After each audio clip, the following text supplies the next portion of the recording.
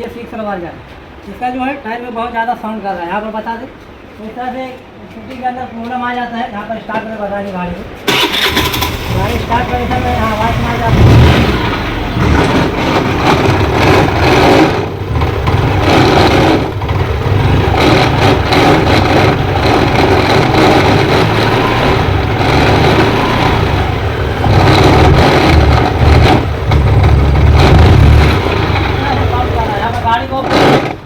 और यहाँ पर आपको बता दें, इसका जो है टायर जो है पूरा तरह से ढाक है, देख पा रहे होंगे। तो इसका वायरिंग जो है गियर बॉक्स के अंदर मेन वायरिंग खत्म हो चुका है। यहाँ पर साउंड सुना दें, देख पा रहे होंगे। आपको बताते हैं क्या दिक्कत है इसके अंदर।